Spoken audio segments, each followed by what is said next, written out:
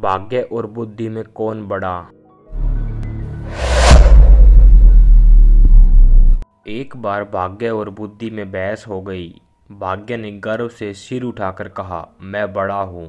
बुद्धि बोली, नहीं, मैं बड़ी हूँ। बहस बहुत देर तक चलती रही। अंत में दोनों ने निर्णय किया कि बहस से समस्या का हल नहीं होगा, इसके लिए कुछ करके दिखाना चाहिए। तभी उन्हें खेत में काम करता एक किसान दिखाई दिया।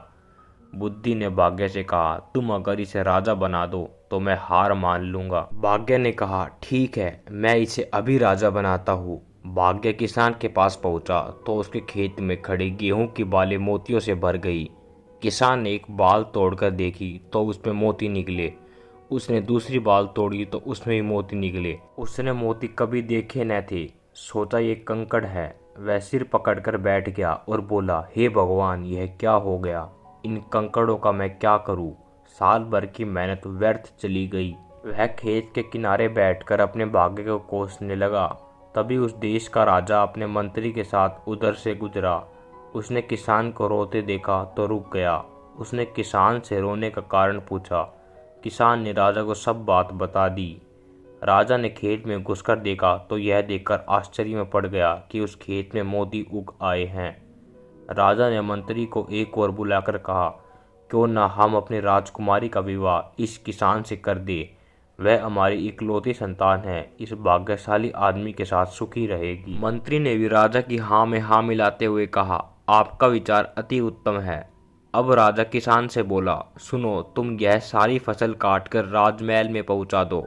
इसके बदले हम तुम्हारा विवाह अपनी पुत्री से करा देंगे और बहुत सा धन भी देंगे। किसान तुरंत तैयार हो गया। इस तरह उसके खेत के सारे मोती राजमहल में पहुंच गए। यह देखकर बुद्धि मुस्कुरा गई तो बोली, देखते रहो, यह राजा बनने ही वाला है।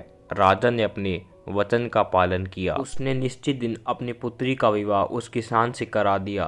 किसान बहुत प्रसन्न था। जब राजकुमारी सज संवर कर किसान के कमरे में आई तो उसके मन में विचार आया कि कहीं यह चुड़ैल तो नहीं है। उसने बचपन में सुन रखा था कि चुड़ैल सुंदर रूप धारण करके आदमियों का खून चूस लेती है और उन्हें मार डालती है। चुड़ैल के हाथ पड़ने से अच्छा है कि मैं यहाँ से भाग जाऊँ। यही सोचकर वह कमरे से निकल भागा। वहाँ से भागकर किसान नदी के किनारे जा बैठा। तभी राजा के सैनिकों ने उसे देख लिया। वे उसे पकड़कर राजा के पास ले गए। उसे देखकर राजा को क्रोध आ गया। उसने किसान को कठोर दंड देने का निश्चय किया। बुद्धि ने भाग्य से कहा, देख लिया तुमने, अब इस आदमी को सजा होने जा रही है, बोलो क्या कहते हो। निराश होकर भाग्य बोला, अगर तुम इस आदमी को बचा लो तो मैं हार मान लूंगा। बुद्धि ने हंसकर कहा, तो ठीक है, अब मेरा कमाल देखो। मैं चली उसके पास। जैसे ही बुद्धि किसान के पास आई, वह बोला, राजन, आप मेरे ससुर हैं। क्या मैं आपसे पूछ सकता हूँ कि मुझे यहाँ क्यों लाया गया है। राजन बोला, तुमने मेरी पुत्री का तिरस्कार करके मेरा घोर अपमान किया है, इसका तुम्हें दंड दिया जाएगा। तब किसान बोला, राजन, अब आपकी पुत्री कमरे में आई तभी नदी की ओर से बचाओ बचाओ चिल्लाने की आवाज़ मेरे कानों में पड़ी। मैं अपने आप को रोक न सका और उस आदमी को बचाने नदी पर चला गया था। अगर यह मेरा दोष है तो आप मुझे अवश्य दंड दें। किसान की बात सुनकर राजा बहुत प्रसन्न हुआ और गले से लगा लिया। वह बोला, हमारे बाद तुम ही इस देश के राजा बनोगे। तब बुद्धि ने मुस्कुराकर भाग्य की ओर देखा।